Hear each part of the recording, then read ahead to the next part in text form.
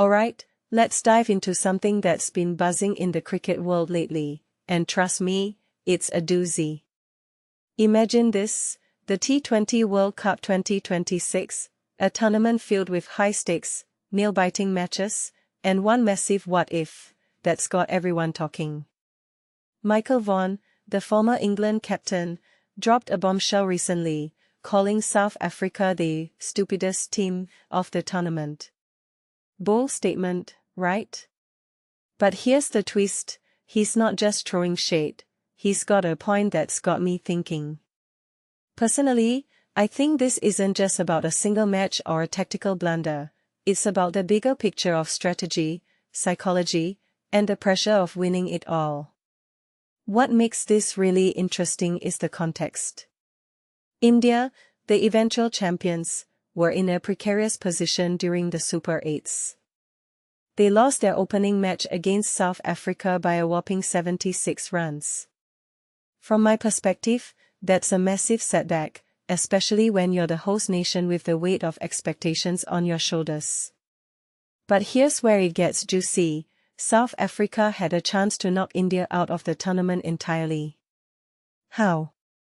By losing to the West Indies. Sounds counterintuitive, right?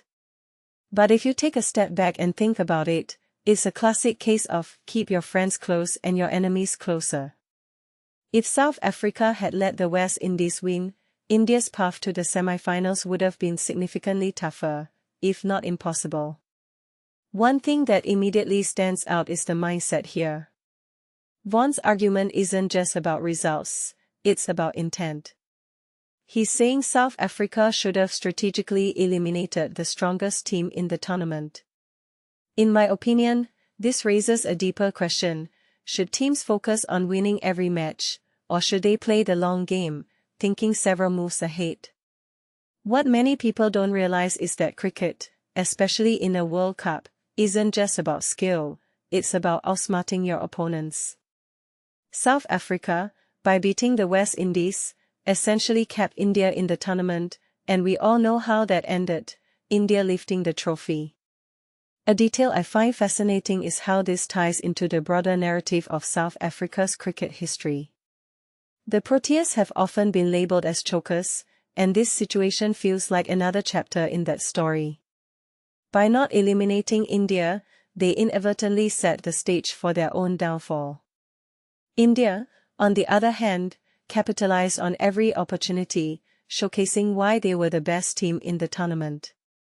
What this really suggests is that sometimes, winning isn't just about what you do on the field, it's about what you prevent your opponents from doing. If you ask me, Vaughan's commentary isn't just about South Africa's mistake, it's a masterclass in tournament strategy. Look at the chess-like thinking here, eliminate the strongest team early, and you increase your own chances of success.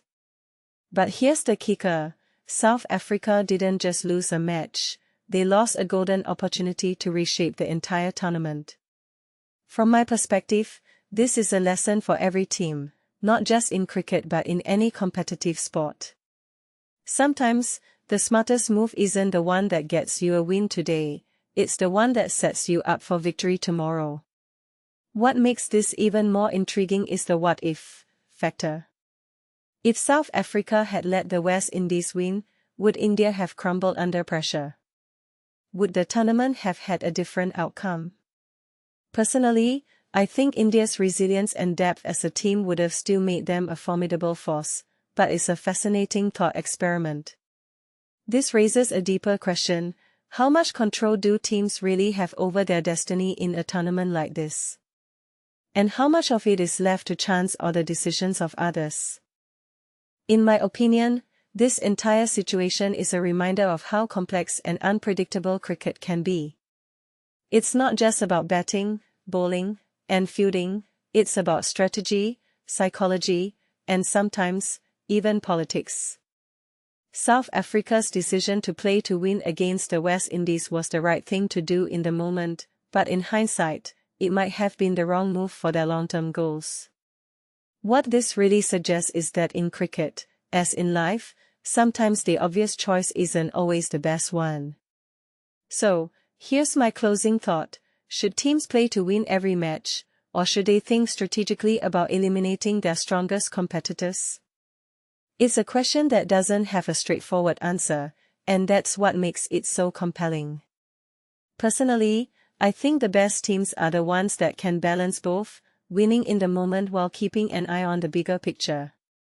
What do you think? Let me know in the comments below. Until next time, keep thinking, keep analyzing, and keep loving the game.